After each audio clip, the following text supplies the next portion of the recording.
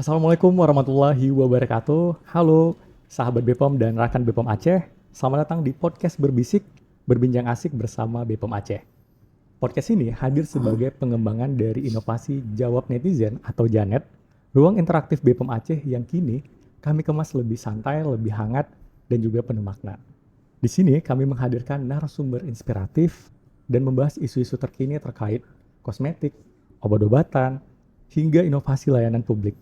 Setiap episode disajikan dengan gaya bincang yang dekat dengan masyarakat, jelas, edukatif, dan juga menyenangkan. Dari lab hingga lini terdepan pelayanan, dari fakta ilmiah hingga tantangan di lapangan, semua dikupas dengan berani dan terbuka demi menjawab pertanyaan dari masyarakat. Dan terima kasih banyak kepada Perpustakaan Unsia hari ini. Kita dikasih tempat ya Pak ya, Iya, tempat yang luar nyaman, biasa. cozy untuk kita mengadakan podcast. Dan podcast kali ini kita adakan live dan teman-teman mahasiswa di bawah nanti bisa untuk nyampein pertanyaannya di akhir sesi ya. Oke baik, saya Sulafata akan menemani teman-teman semua dalam obrolan santai tapi penuh makna. Dan hari ini kita akan membahas tema yang sangat penting nih teman-teman, tentang lindungi negeri lewat literasi terkini dan keterbukaan informasi. Telah hadir bersama kita dua narasumber yang luar biasa. Ada Pak Yudi, Kepala BPOM Aceh, dan juga Siap. Bapak Vicky, Komisioner Komisi Informasi Aceh, Bidang Penyelesaian Sengketa Informasi Komisi Informasi Aceh ya. Selamat datang Selamat datang. Pak Vicky. Kalau saya Terima sama Pak kasih. Yudi udah biasa. Terima kasih Pak, terima kasih. Udah kayak tuan rumah jadi. Iya. Padahal lagi numpang di tempat orang. Iya, padahal kita lagi numpang ya Pak ya. Nah, Bapak kita mulai dari hal yang mendasar dulu nih, tentang Iya. keterbukaan informasi publik. Sekarang masyarakat itu kan semakin kritis ya, dan juga kita tahu kita butuh informasi yang jelas nih, Bapak. Pertanyaannya, bagaimana sebenarnya makna keterbukaan informasi ini untuk lembaga negara, khususnya BPOM dan KIA? Mungkin bisa mulai dari Pak Vicky dulu nih. Oke. Terima kasih. Sebelumnya terima kasih kepada BPOM Aceh yang telah menyediakan podcast ini, podcast berbisik Pak ya. Iya, Ya, berbisik. insya Allah. Terima kasih juga kepada Perpustakaan Unsia yang telah memfasilitasi. Kami dari Komisi Informasi Aceh. Komisi Informasi Aceh ini adalah komisi informasi yang dibentuk dengan undang-undang Pak. Oke. Undang-Undang Nomor 14 Tahun 2008 tentang keterbukaan informasi publik. Seperti kita ketahui, memang Indonesia dengan kemajuan teknologi sekarang cukup banyak informasi-informasi atau misinformasi atau hoax ya yang memang harus kita cegah ya.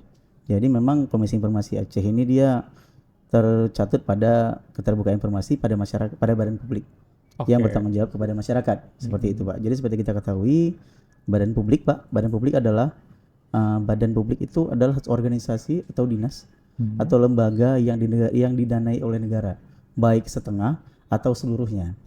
Karena dia memang mengelola negara dan dana dari negara, dia mempunyai tanggung jawab untuk masyarakat dalam hal keuangan tadi Pak, program, rencana kerja, seperti itu. Jadi apapun yang dilakukan oleh badan publik itu harus diketahui oleh masyarakat. Dalam hal apa? Masyarakat bisa ikut terlibat seperti itu. Dengan adanya transparansi, otomatis badan publik bisa lebih dipercaya. Dalam hal ini BPOM, masyarakat bisa menjadi acuan utama ya. Jangan sampai nanti hoak-hoak dan misinformasi tadi tentang obat dan makanan malah jadi blunder di masyarakat, seperti itu Iya, Pak. Terima kasih. Terima kasih Pak Vicky. Jadi Pak Vicky, artinya KIA ini memastikan bahwa informasi dari lembaga-lembaga negara itu tersampaikan dengan jelas ke masyarakat ya Pak ya. Iya. Nah kalau untuk BPOM sendiri gimana nih Pak Yudi? Iya, ini sebenarnya keterbukaan informasi publik itu tuntutan dari undang-undang sebenarnya.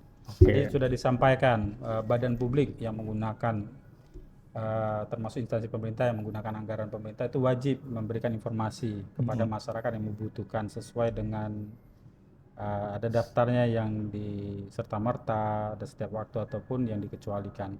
Nah, kewajiban untuk memberikan informasi ini adalah amanah undang-undang tadi. Dengan demikian kami akan menjaga sebisanya untuk bisa menjaga akuntabilitas dan transparansi pelaksanaan kegiatan dan anggaran serta tupoksi kinerja dari badan publik tersebut.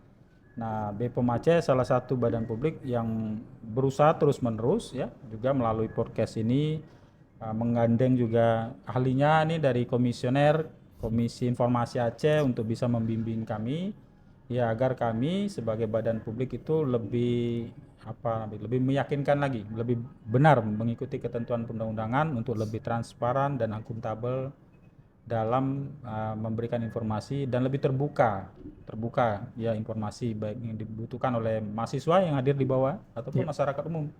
Itu mungkin pandangan saya seperti itu dulu. Terima kasih. Nah, ini menarik nih Pak Yudi. Jadi kan sebenarnya keterbukaan informasi itu merupakan ada undang-undangnya ya. Jadi memang kewajiban. Iya. Lalu apa aja nih Pak Yudi yang dilakukan oleh BPOM Aceh untuk bisa mengelola informasi-informasi tersebut supaya tidak banyak hoax di masyarakat atau tidak miskomunikasi gitu? Iya. Jadi dari BPOM nasional ya, BPOM RI, BPOM Badan Pengawas Obat dan Makanan itu telah membentuk memang upaya untuk memerangi berita hoax, berinformasi yang salah dengan ada menggunakan tagline kata BPOM. Nah, kata BPOM ini adalah sumber terpercaya untuk mahasiswa, kemudian untuk masyarakat juga terkait dengan obat dan makanan. Nah, kami sebagai turunan dari BPOM, Badan Pengawas Obat dan Makanan di BPOM Aceh ini juga melaksanakannya sebagai salah satu namanya pejabat pengelola ya informasi dan dokumentasi PPID pelaksana dari BPOM. Itu kita telah menyiapkan informasi-informasi yang kita buka secara serta-merta setiap waktu dan juga ada beberapa informasi yang dikecualikan sesuai dengan keputusan pimpinan kami. Nah, itu bisa dilihat di website aceh.pom.go.id. Nah, itu bentuk transparansi kami untuk membuka seluas-luasnya informasi obat dan makanan ya, untuk memperlihatkan anggaran juga dan kinerja kami juga untuk bisa melayani masyarakat lah, karena memang badan publik itu hadir untuk kepentingan masyarakat sebenarnya. Jadi kalau tidak dibutuhkan masyarakat, repot nanti dibubarkan orang. Makanya kalau hadiran kita itu harus kita tunjukkan gitu ya. Makanya kami kesempatan ini terima kasih juga pada perpustakaan memberikan kesempatan untuk mendekat diri kepada kampus terbesar di Aceh ini, Sahwala. Di perpustakaan ini kita coba buat podcast ini bersama menggandeng mahasiswa untuk kalau ada yang butuh informasi terkait dengan badan makanan yang mau diteliti, misalnya informasi metode analisis, itu bisa didiskusikan, bisa dimintakan. Nanti sesuai dengan ketentuannya yang telah ditetapkan di peraturannya itu bisa kita berikan. Demikian. Oke, jadi Pak Yudi selain website, sebenarnya BPOM juga punya channel lain ya, kayak Instagram. Ya, oh ya itu, itu kita memang era digital begini, edukasi menjadi semi formal kalau saya bilang, Pak. Iya, Pak. Dulu kita menyediakan itu dokumen dalam bentuk buku ya, dokumen formal yang kalau sekarang itu sudah mulai bikin, kalau anak-anak kekinian kan boring ya, moodnya udah jelek. Nah, makanya konten formal yang resmi pun kita buat secara informal ya. Informal ya. Lebih santai, Pak ya. Lebih santai lewat Instagram, kemudian lewat ya media sosial lainnya lah yang ada itu kita jalan semua dan dengan media sosial tersebut ya informasi tetap bisa kita jaga. Makanya yang dipegang ini memang kata BPOM. Nah, nanti apa-apa yang kata BPOM, itulah yang ini berarti yang benar gitu untuk mencegah tadi berita hoax tadi yang sampaikan. Harusnya valid ya. Valid. Secara informal penyampaiannya. Gitu. Nah, tadi Pak Yudi kan banyak tuh platformnya nih, Pak Vicky. Namun di era digital sekarang nih Pak Vicky, informasi kan ngalirnya deras sekali ya. Iya, Pak. Kadang kita bingung nih mana yang benar. Nanti yang satu bilang ini, yang satu bilang ini gitu. Iya, Pak. Nah, menurut Pak Vicky, mengapa literasi informasi ini jadi krusial di tengah arus digital nih? Karena memang literasi informasi ini kan kalau dulu cuma di koran. Sekarang kan di sosial media dan media. Luar biasa tuh, Pak. Siapapun bisa posting ya, Pak. Iya, Pak. Ini gimana nih Pak peran dari Kia nih? Jadi gini, Pak. Memang salah satu bidang yang memang luar biasa mempromosikan dan mensosialisasikan keterbukaan informasi publik ini, Pak, adalah kesehatan. Bidang kesehatan ya. Jadi mungkin kita ingat zaman Covid dulu. Zaman Covid dulu tuh, Pak, penuh dengan hoax. Luar biasa tuh, Pak, info hoax ya. Jadi memang apalagi di grup-grup WA ya, grup-grup WA itu, Pak, apalagi grup WA keluarga itu, kadang informasi cukup banyak tuh, Pak, cukup banyak yang miss ya, seperti itu. Jadi memang yang kita harap adalah BPOM ini bisa menjadi referensi utama, Pak. Jadi jangan sampai nanti grup-grup WA tadi atau anggapan-anggapan di masyarakat itu menjadi pedoman seperti itu kan. Jadi sementara kita punya BPOM yang menjadi referensi utama, jadi di sini BPOM bisa Pak menetapkan posisi strategis ya. Jadi siapapun masyarakat yang ingin tahu mengenai obat, mengenai makanan yang dikonsumsi, itu langsung ke BPOM. Ini Pak, acuannya langsung BPOM nih. Jangan sampai tanya sama ini, tanya sama itu, malah jadi misinformasi Pak. Jadi nanti malah membahayakan kan seperti itu. Lalu selanjutnya Pak, ini memang undang-undang ini memang sangat sinkron dengan BPOM dan kesehatan tadi. Karena memang seperti kita ketahui Pak, sekarang kan bidang kehumasan yang paling enak itu adalah kehumasan yang tentang tata kelola Pak. Tata kelola kepercayaan publik seperti itu, membangun kepercayaan publik. Jadi apabila kepercayaan publik itu sudah dipegang oleh BPOM, itu apapun lebih enak seperti itu. Jadi memang BPOM juga dengan posisi strategis tadi bisa terangkat struktural BPOM seperti itu Pak. Jadi lebih apa-apa seperti saya bilang tadi, orang mau acuan, oh ini obat ini aman tidak, makanan ini aman tidak, bisa langsung ke BPOM gitu Pak. Terima kasih. Oke Pak Vicky, jadi Pak Vicky sebenarnya harus ada semacam acuan yang jelas ya, untuk supaya informasinya itu tidak hoax ataupun tidak keliru gitu. Iya Pak. Nah, saya pengen tanya juga nih sama Pak Vicky, sebenarnya saya penasaran nih. Jadi kan KIA ini adalah komisi yang apakah dia pengawasan juga Pak? Pengawasan untuk badan-badan ini melakukan informasi ke masyarakat? Jadi gini Pak, memang di dalam Undang-Undang Keterbukaan Informasi Publik nomor 14 tahun 2008, KIA itu punya tupoksi 3 Pak. 3. Jadi memang dia sosialisasi tentang keterbukaan informasi publik kepada masyarakat. Jadi menyadarkan masyarakat kalau memang masyarakat berhak tahu loh, gitu seperti itu. Masyarakat punya hak untuk tahu loh tentang dana tadi yang dikelola oleh badan publik seperti itu. Karena memang uang ini kan dari masyarakat juga ya Pak. Iya benar. Jadi memang uang mereka ini dibuat apa yang digunakan dengan uang tadi, kebijakan apa yang dibuat seperti itu. Jadi memang dengan hal-hal seperti itu, ayo kita sosialisasikan keterbukaan informasi publik, jadi masyarakat lebih aktif Pak. Kayak contoh kayak masalah kemarin mungkin kita ingat masalah sirup Pak ya, sirup anak-anak itu, mungkin Bapak masih ingat tuh. Itu kan itu kan memang luar biasa tuh Pak. Terus sosialisasi, kedua monef Pak, ini yang lagi kita jalan sekarang, monitoring dan evaluasi. Jadi kita melihat sejauh mana badan publik itu melakukan keterbukaan informasi publik seperti itu. Jadi dalam satu BPOM ini luar biasa nih Pak. Jadi acuan yang memang insya Allah kali ini mudah-mudahan bisa informatif gitu Pak ya. Selanjutnya memang kita gini Pak, kita memang ada satu lagi fungsi yang ketiga, itu fungsi penyelesaian sengketa Pak. Kalau di bahasa kami itu adjudikasi non litigasi. Jadi Komisi Informasi Aceh ini diberikan wewenang oleh undang-undang untuk menyediakan sidang. Bukan sidang dalam hukum Pak ya, makanya ada sidang adjudikasi non litigasi. Jadi sidang penyelesaian sengketa informasi gitu. Contoh gimana Pak? Contoh seperti ini Pak. Jadi misalnya ada mahasiswa ini, mereka tiba-tiba minta informasi ke BPOM. Pak Yudi, saya melalui PPID tadi ya, itu meminta informasi Pak mengenai obat ini, obat atau makanan ini, seperti itu. Itu akan ada waktu sekitar 10 hari Pak, 10 hari kerja sejak diterima permohonan informasi. Apabila dalam waktu 10 hari kerja tadi sudah ada respon dari badan publik atau informasi tadi tidak memuaskan dari para mahasiswa atau rakyat masyarakat tadi, itu bisa mengajukan keberatan. Keberatan itu ada 30 hari masa kerja. Nah, apabila dalam 30 hari masa kerja tidak diberikan atau tidak terpuaskan, itu bisa mengajukan sengketa informasi Pak. Jadi kita seperti sidang di dalam ruangan Pak. Jadi kita akan kita panggil pemohonnya dan termohonnya. Kita duduk sidang, ini kenapa informasi tidak diberikan? Itulah yang saya takut, saya nggak mau di situ. Untuk sementara ini Pak, di Komisi Informasi yang paling banyak masuk tuh dana desa Pak. Dana desa tuh luar biasa tuh Pak. Dana desa, HGU, AMDAL, mudah-mudahan BPOM tidak masuk Pak. Sampai ada isu obat dan makanan. Iya.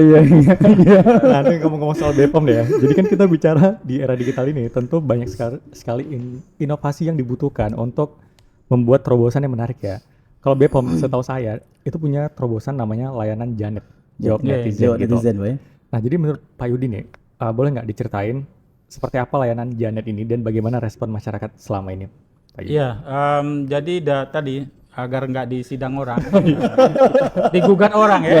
Bahaya. Nah, makanya kami lebih bagus lebih terbuka gitu ya, lebih terbuka dan telah menetapkan sistem tuh. Ini informasi yang dibuka secara berkala, ini informasi yang setiap saat, ini informasi yang dikecualikan.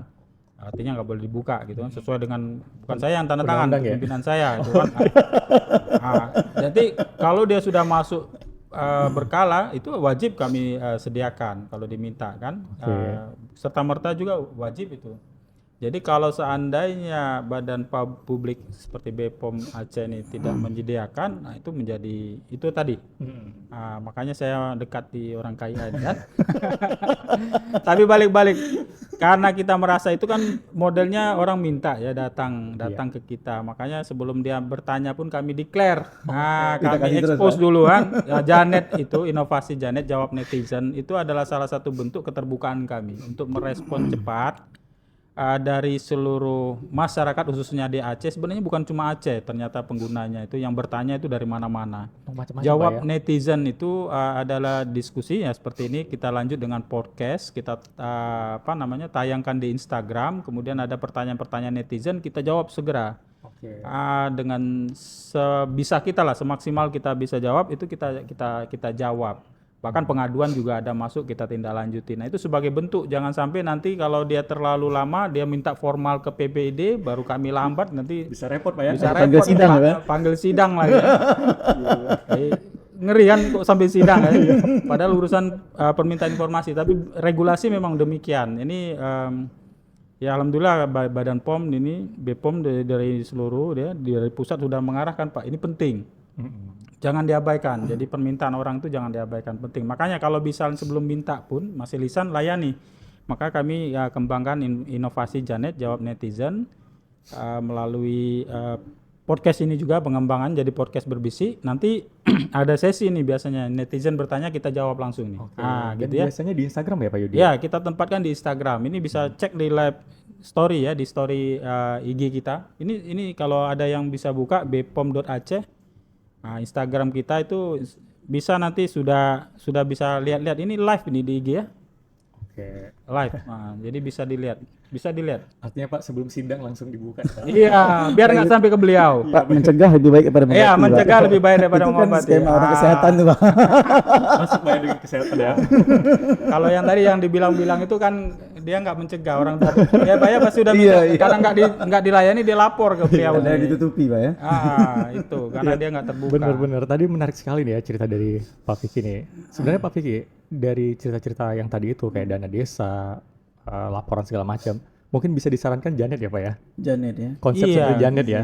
Iya, desa itu mungkin perlu juga inovasi. Iya, jadi saya warga-warga desa itu langsung tanya aja di situ gitu, tanpa harus ke kantor desanya. Pak Kecik ini uang kampung kemana? Iya. Langsung DM Pak Keciknya gitu. Iya, harus dibuat terbuka yang transparan. Saya kira bagus itu seperti Janet ini. Jadi terekspos, transparan sehingga warga puas. Jadi nggak sampai laporan ke KIA, Komisi Informasi Aceh. Saya kira gitu. Iya, betul tuh. Boleh nih. Boleh replikasi Janet boleh. Mau bikin podcast desa juga boleh. Nanti dibilang plagiat ya, susah. Nggak dimodifikasi. Kan pada nanti surat saya menyetujui sana menyatakan replikasi kan boleh. Nanti di mentoring oleh di mentoring. Gimana cara buat podcast? Mohon bimbingannya Pak. Iya. Buat bimbingannya nih. Nah, jadi kita masuk ke pertanyaan berikutnya nih, Pak Vicky. Jadi keterbukaan informasi itu kan tidak bisa jalan sendiri nih. Harus ada kolaborasi dari banyak pihak. BPOM ini biasanya setiap kali podcast selalu menggandeng pihak-pihak dari luar supaya informasinya itu nggak cuma BPOM tapi ada informasi lain yang bisa dikembangkan ya. Menurut Pak Vicky ini sebenarnya bagaimana kolaborasi ini bisa semakin diperkuat nih Pak? Terima kasih Pak. Jadi gini Pak, kalau emang kita ngomong masalah kolaborasi, sebenarnya sama siapa saja bisa seperti itu Pak. Makanya saya bilang tadi termasuk dengan mahasiswa dan mahasiswa di Unsia. Jadi terlepas dari Unsia saja, ada Muhammadiyah atau kampus-kampus lain Pak ya, IAIN. Jadi memang apalagi sekarang di dunia digital Pak, sebenarnya semua itu harus dibuka. Kecuali memang ada undang-undang, di dalam Undang-Undang Nomor 14 Tahun 2008 ini Pak, ada informasi dikecualikan. Kalau memang boleh saya jabar nih Pak? Boleh saya jabar sedikit aja. Jadi secara garis besar itu ada 3 ya Pak, ada 3 kriteria. Pertama itu tentang keamanan dan pertahanan negara. Itu tentang penyelidikan, penyidikan, kasus hukum, pertahanan yang sedang berproses ya, yang belum inkrah ya. Rahasia negara tuh Pak. Rahasia negara nih Pak. Bapak tanya berapa senjata di Indonesia? Oh nggak bisa tuh Pak. Itu tentang keamanan dan pertahanan negara. Kedua tentang persaingan usaha nih Pak. Persaingan usaha. Jadi kadang memang ada rahasia-rahasia usaha yang memang tidak bisa dibuka, itu dikecualikan. Terus satu lagi tentang pribadi Pak. Makanya memang Personal. di dalam kesehatan itu ada dengan BPOM tadi di bidang kesehatan kadang personal itu kalau yang dari hal kecil Pak, NIK, nomor induk warga negaraan, nomor handphone, riwayat penyakit Pak ya, riwayat penyakit termasuk hal-hal tentang pribadi yang memang tidak bisa diekspos seperti itu. Jadi itu selama informasi tadi bukan informasi yang 3 tadi ini, ya itu memang harus dibuka gitu Pak. Jadi memang keterlibatan masyarakat di sini dalam hal ini mahasiswa itu sangat diperlukan Pak. Bagaimanapun ayo sama-sama kita terlibat dalam keterbukaan informasi publik. Dana kita ini, uang rakyat kita ini mau diapakan oleh badan publik sehingga kita juga bisa terlibat dalam pengambil kebijakan tadi Pak. Seperti ini. Nah, dalam hal ini BPOM mau buat kegiatan apa. Jadi dengan ada kegiatan keterbukaan informasi tadi Pak, masyarakat tahu, oh iya BPOM mau buat kegiatan ini, BPOM lagi buat ini nih, ayo kita ikut, kita kasih saran seperti itu Pak. Kalau memang ada kritik-kritik ya disampaikan langsung. Jadi hal seperti itu yang memang nilai positif dari keterbukaan informasi publik seperti itu Pak. Saya Pak Vicky boleh nggak ya saya bertanya? Ini kan saya penasaran sebagai warga negara ya. Iya. Nah, jadi kan akhir-akhir ini saya sering ngelihat pejabat itu kan semakin kencang nih, semakin aktif di sosial media dan semakin bisa menyentuh kami ini yang anak-anak muda gitu. Jadi dia semakin ada bupati yang dia bisa ngelucu gitu, bikin kontennya ringan kayak gitu. Tapi di satu sisi ada juga pejabat-pejabat yang dia itu hanya memposting apel. Nah, rapat. Maksudnya kan itu apel pagi itu sebenarnya kita tidak perlu tahu juga, itu udah kewajiban. Seperti kita ke kantor absen gitu. Aktivitas itu ya. Aktivitas gitu. Nah, menurut Pak Vicky ini itu kenapa ya masih terjadi yang seperti itu? Apakah para pejabat itu masih selalu memakai template yang lama itu atau kekeh gitu sama gaya yang seperti itu? Jadi gini Pak, kita tidak bisa menyalahkan itu juga. Kadang di dalam badan publik ada budaya ya Pak ya. Ada budaya. Mungkin kita bisa sering lihat tuh di seminar atau pelatihan dengan hari ini mari tingkatkan, dengan ini tingkatkan. Iya, bahasanya betul. tuh udah template sekali Pak. Jadi bahasanya memang sama ya. Sama terus ya. sama terus. Jadi memang inovasi-inovasi itu yang memang perlu Pak. Dan salah satunya BPOM di sini luar biasa Pak dengan Janetnya, dengan podcast berbisik. Itu hal-hal baru yang memang istilahnya tidak terpikirkan oleh badan publik lain, kan seperti itu Pak ya. Dengan langsung aktif istilahnya tanpa mesti diminta, BPOM langsung menjawab nih. Jadi memang Jemput bola Pak ya. Pemikiran-pemikiran itu yang memang harus di ini Pak. Memang sekarang Pak, bagaimanapun pejabat publik harus bisa menyesuaikan Pak. Harus menyesuaikan dengan kemajuan teknologi sekarang. Jadi memang seperti penggunaan sosial media, pejabat-pejabat publik sekarang memang maaf kita bilang gaptek nih Pak ya. Jadi ayo sebenarnya ada tenaga-tenaga ahli mereka, ayo edukasi pejabat publik kita untuk hal-hal seperti itu. Lagian juga memudahkan sih ya Pak Yudi ya. Pak Yudi juga nggak capek-capek nih, jadi simple kerjaannya seperti ini. Pak Yudi sebelum diminta klarifikasi langsung klarifikasi duluan ya. Iya. Sebelum ditanya udah jawab duluan. Udah jawab duluan. Nanti kalau ditanya nonton YouTube saya tuh. Enggak capek-capek ya. Jadi belum ada soalnya jawabannya udah keluar ya. Udah bocor duluan. Iya curang. Udah bocor duluan.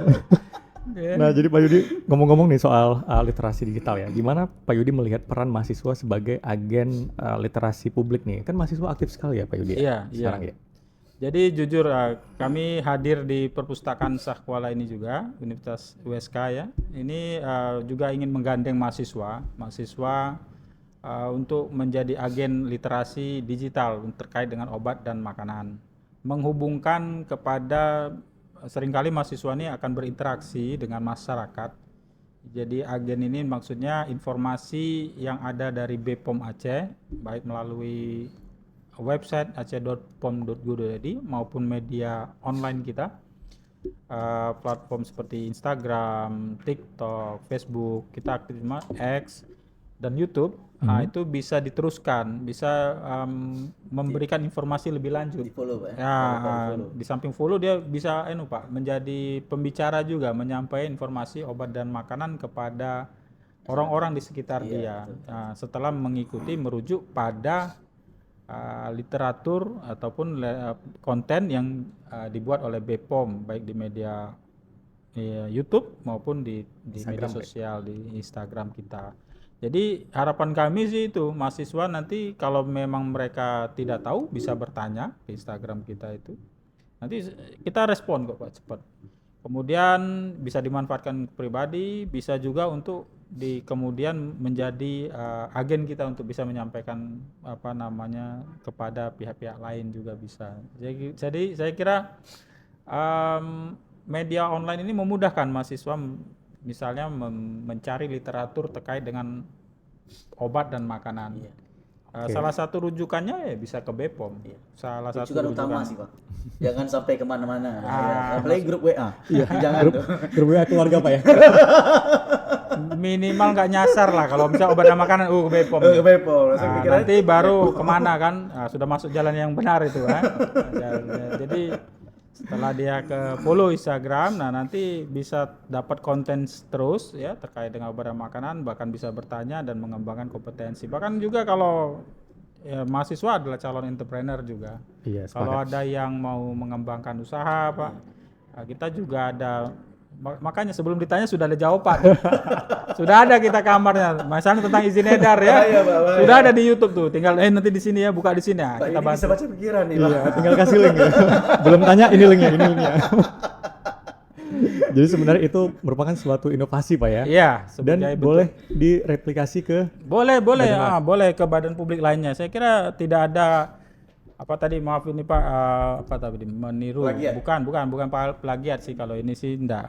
Memang kalau hal positif dari tempat lain saya kira itu bisa diikuti saja, enggak apa-apa. Ditiru gitu. Yang baik-baik diambil Pak. Iya. Yang buruk-buruk dibuang. Yang buruk dibuang. Jangan ambil yang buruk kan. Ambil yang bagus. Nah, tadi Pak kita kan ngomongin tentang Janet nih. Iya, Janet Pak. Nah, sekarang kita langsung prakteknya nih. Iya, siap. Kita sekarang masuk ke segmen Janet on the spot namanya. Jadi kita akan menjawab pertanyaan dari mahasiswa dan juga dari pertanyaan-pertanyaan dari Instagram. Yang pertama dari akunnya @ashraffatin. Pertanyaannya, berapa lama BPOM Aceh ngasih info setelah ada permintaan informasi Pak? Berapa lama? Waduh, kalau jamnya ini saya nggak. Ini di mana nih? Di online apa di PPID? Kan ada kanal. Jadi kalau di PPID dia ada waktu timeline kami, di sini ada situ. Kalau di Zoom di belakang itu 7 hari.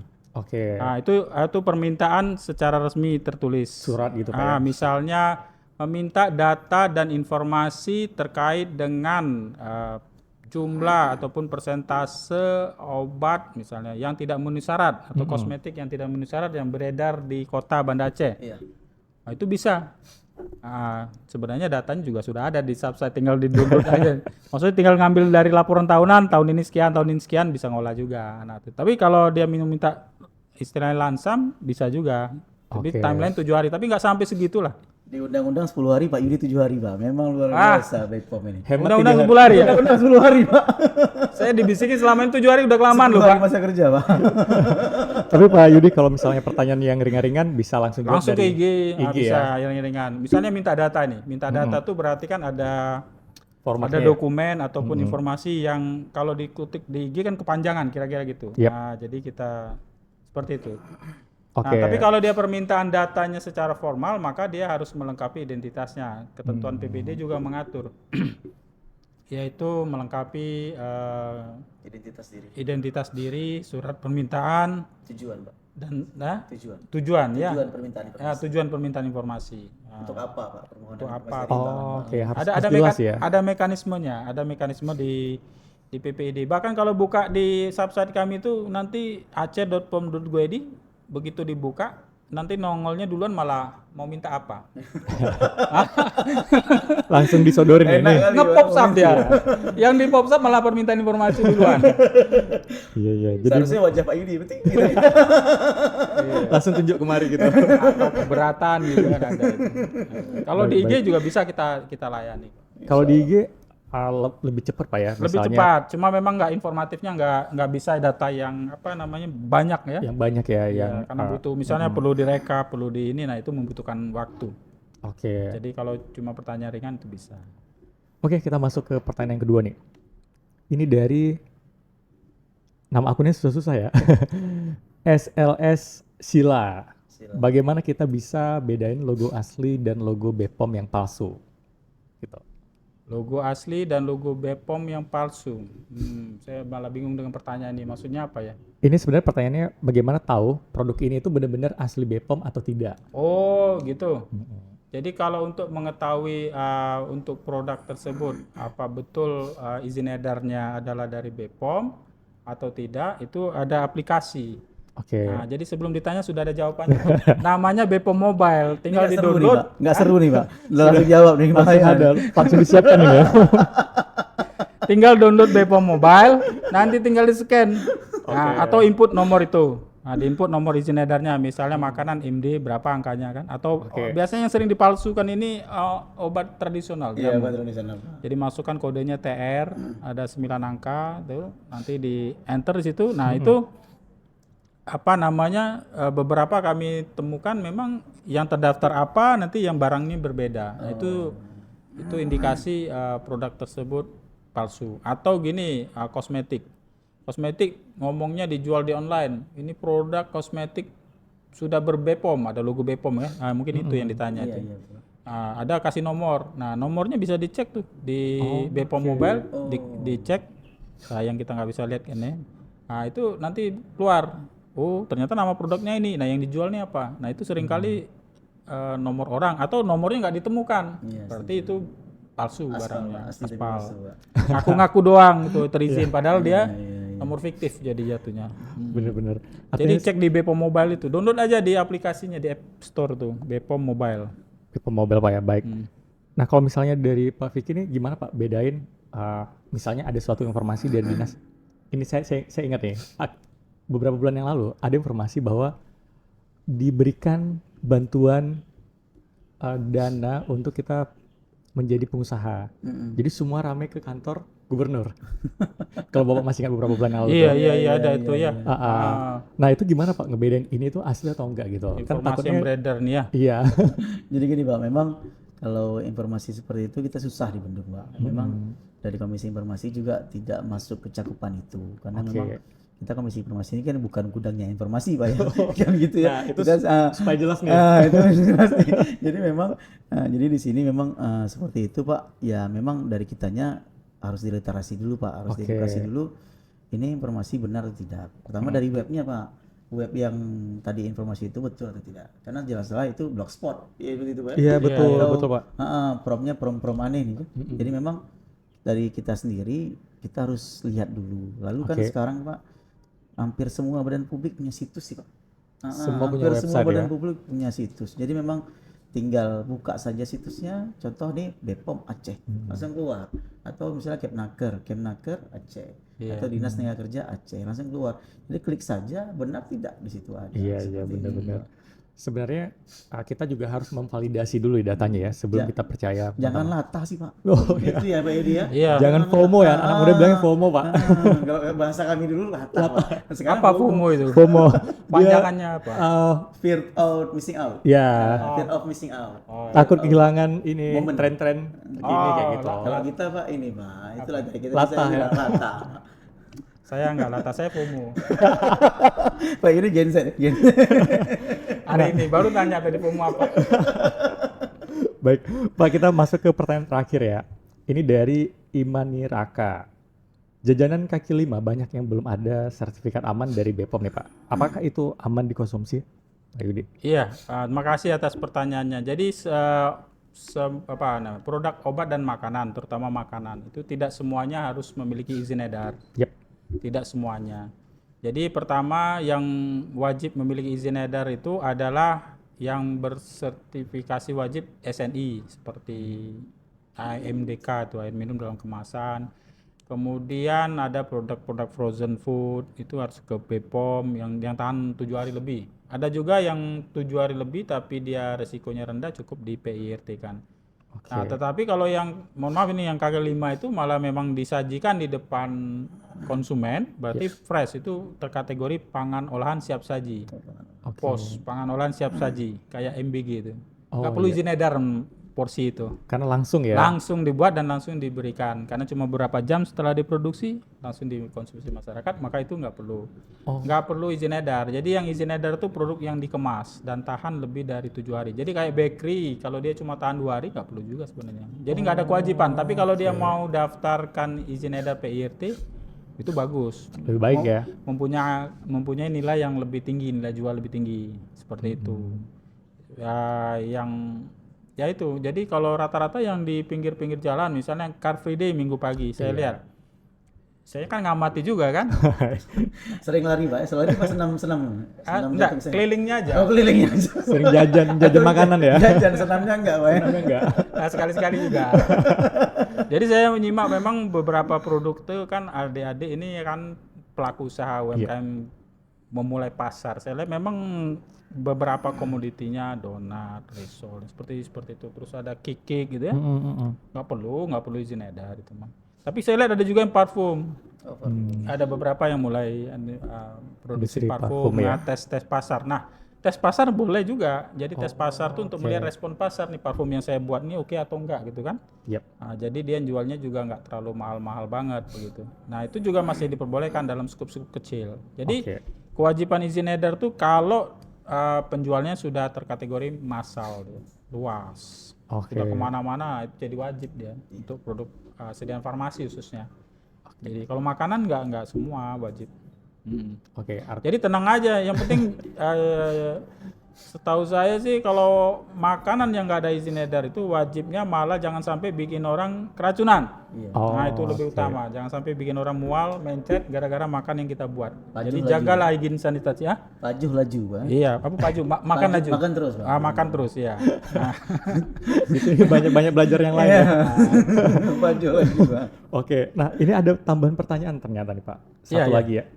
Satu lagi itu dari @gstr Ani, hambatan BPOM Aceh dalam memberikan edukasi nih Pak. Apa aja Pak hambatannya dalam memberikan edukasi? Ya, kendala kami ya dalam memberikan edukasi, tantangannya itu adalah bagaimana merangkul sebanyak-banyaknya orang untuk bisa kami edukasi. Nah, kalau edukasi secara langsung ini kan sangat terbatas kesempatan kita untuk bisa bertemu dengan banyak orang. Makanya sering kita mengedukasi masyarakat tuh strateginya dengan secara online ini melalui Janet ini. Jawab netizen salah satunya. Kemudian kita siapkan di media yang lain seperti YouTube untuk konten yang panjang sebagai bahan edukasi. Jadi hambatan-hambatan yang kita rasakan itu dia pada saat tatap muka. Jadi misalnya kita berada di Banda Aceh nih. Apakah informasi kita ini sampai ke desa di pelosok, misalnya daerah Kabupaten Pidi, masuk ke dalam? Nah, itu yang tantangan itu hambatan kami yang kesulitan. Maka kami pada kesempatan ini memberikan kesempatan sebagai bahan literasi digital juga kepada mahasiswa. Mengharapkan kemarin sudah ketemu juga Pak Wakil Dekan ya dari MIPA juga Pak Wira. Kalau memang ada mahasiswa misal KKN begitu kan bisa membuat ataupun bekerja sama BPOM untuk edukasi obat dan makanan pada desa lokasi lokus KKN. Ya? Nah, kita yang bisa feeding kemana mahasiswa untuk TUT materi dan dia nanti yang menyampaikan ke sana. Nah, saya kira itu nanti akan dimulai dalam 2026 ini nanti. Nah, jadi di situ tantangan yang terbesar tuh. Apakah informasi obat dan makanan ini sampai ke pelosok negeri? Iya, itu yang penting. Jadi kalau disurvei ada memang yang belum tahu. Tapi insya Allah kalau namanya BPOM tahu dia. Tapi mana yang sudah ada izin edar, belum ada izin edar. Terus mana yang boleh, mana yang belum boleh. Masih ada yang belum paham itu Pak. Masih ada yang belum paham. Itu tantangannya itu kesulitan kita tuh di situ. Luas cakupan kita nih. Dengan akses internet yang juga berbeda antar wilayah seperti itu. Iya, sepakat Pak. Nah, sebenarnya menarik sekali ya obrolannya, tapi karena waktunya juga singkat ya. Jadi sebelum kita menutup nih Pak Vicky, Pak Yudi, kita pengen tahu nih harapannya ke depan terkait literasi informasi itu seperti apa. Mungkin kita masuk dengan Pak Vicky dulu nih Pak. Iya Pak, terima kasih Pak. Memang yang kita harap memang apalagi ini di usia Pak ya. Terwujudnya masyarakat atau mahasiswa dan mahasiswi yang kritis Pak. Kritis, cerdas, dan terlindungi dari informasi-informasi hoax tadi seperti saya bilang di awal ya. Jadi saya ingin nih dari Komisi Informasi Aceh, kalau memang kita ngomong mengenai obat dan makanan, ya referensinya hanya satu, BPOM itu saja. Jangan hanya lain gitu Pak ya. Jadi referensinya BPOM. Jangan ada tandingan ya. Tiba-tiba nih ada informasi tentang obat apa, makanan apa. Ayo kita kritis. Yuk informasi kira ragu, tanya BPOM. Ya, jangan hanya itu sih Pak. Ayo sama-sama kita lebih aktif. Ini hak kita, gitu Pak ya. terutama obat dan makanan itu yang akan masuk ke dalam tubuh kita. Kalau bisa kita lebih kritis, jangan sampai hal-hal yang tidak baik masuk Pak ya, kayak Bapak bilang tadi, keracunan tidak baik, malah nanti jadinya untuk kita sendiri gitu. Itu aja sih Pak. Terima kasih Pak Vicky. Kalau Pak Yudi? Ya, harapan saya dengan hadir ke perpustakaan Universitas Sakuala ini lebih memperkenalkan lagi tugas dan fungsi dari BPOM Aceh ini kepada akademisi ya, kepada mahasiswa Sakuala. Silakan kalau ada data dan informasi terkait obat dan makanan bisa dimintakan ke BPOM Aceh, bisa melalui Instagram, bisa juga kalau bersurat kita kategorikan sebagai permintaan secara tertulis ya Pak ya, dalam PPID kami. Harapan saya dengan dilakukan podcast ini makin banyak nanti mahasiswa yang minta data informasi obat dan makanan. Lebih kritis sih Pak. Lebih kritis juga, mengkritisi juga tugas kami ya dalam melakukan pengawasan obat dan makanan. Kami paham banyak tantangan di luar sana, masih temukan ada produk yang ilegal begitu, tapi dengan bantuan dari masyarakat, mahasiswa, saya kira itu membuka cara kami untuk bisa lebih cepat mengetahui informasi, data dan tersebut untuk ditindaklanjuti lebih lanjut. Saya kira demikian harapan kami. Terima kasih. Pak Yudi, terima kasih Pak Yudi, terima kasih Pak Vicky. Ya, Pak. Semoga apa yang kita bahas bermanfaat untuk rekan BPOM dan membuat masyarakat Aceh semakin mudah dan melek informasi nih Pak. Dan tentu aja semakin terlindungi ya dari makanan ya. Iya, insya Allah. Nah, saya Suhil Al-Fatah pamit undur diri. Nantikan episode berbisik berikutnya. Wassalamualaikum warahmatullahi wabarakatuh. Waalaikumsalam warahmatullahi wabarakatuh. Terima kasih Mas. Terima kasih Pak Yudi. Terima kasih Pak Yudi. Terima kasih Pak Yudi. Dapat insight.